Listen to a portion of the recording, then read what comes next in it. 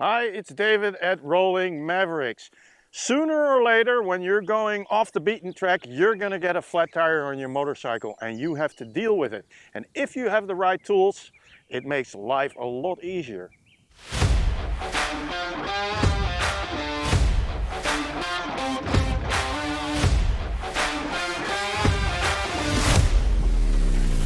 Trail jacks are a great tool to have with you at all times. I never leave home without it.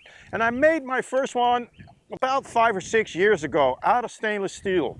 But I do have a few gripes with my homemade one, but also with the available commercial ones. My main gripe with the trail jacks is that they're quite heavy. The homemade one, it weighs about 340 grams. Commercial ones are available. I think the lightest is about 250 grams and the heaviest I've seen so far was 450 grams. And when you pack them into your tool roll, often either the foot can't be detached and it's just bulky, or you can detach the foot and there's a bolt sticking out and it's also awkward to pack.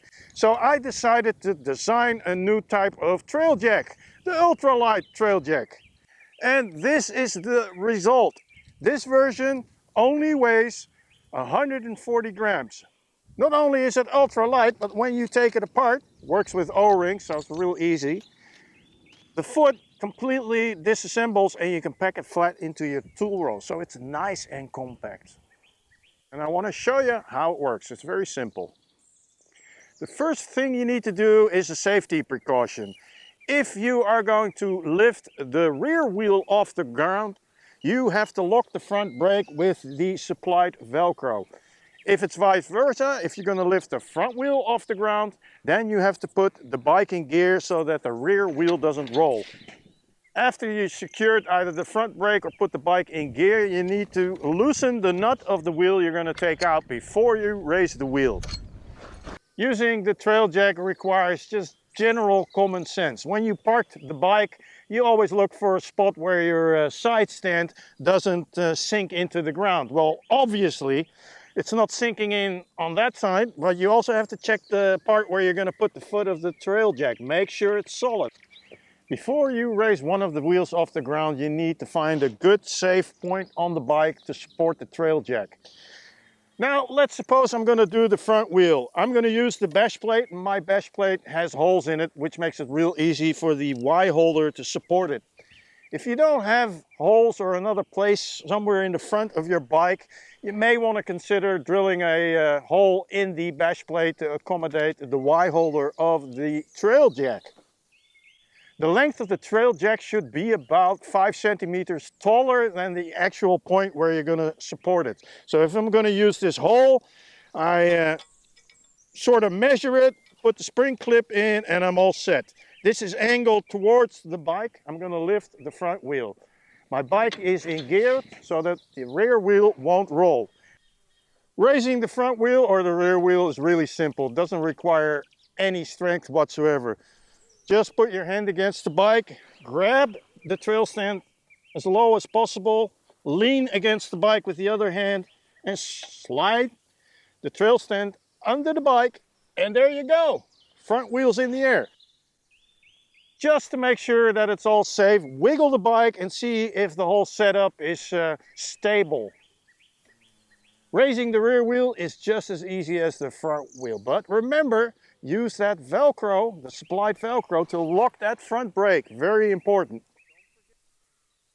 As you can see, the length of the trail jack is quite high compared to the underside of the swing arm where I'm going to put the trail jack. So I'm going to adjust it slightly because you don't want to raise the rear wheel or the front wheel for that matter more than is needed to take it out.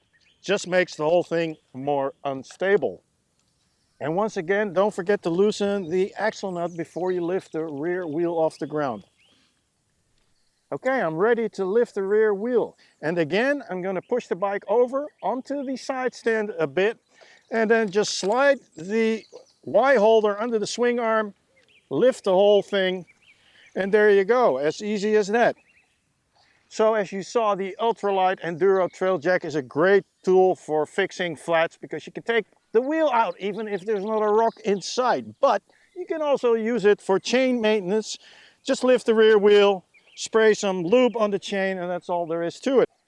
One last tip, the Rolling Mavericks Ultralight Enduro Trail Jack doesn't require any maintenance. However, if you get the O-rings very dusty, full of sand or grit, it may be a bit difficult to get it into the tube. So just wash them with a little bit of water and you're all set to go.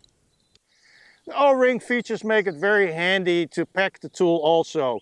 Just slide the little notch here into the thinnest of the tube and then slide the thicker part into the thicker tube.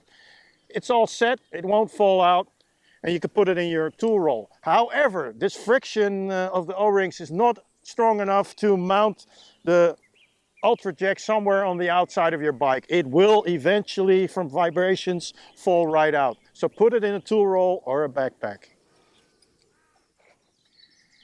Thanks for watching, ride safely, and I'll see you next time.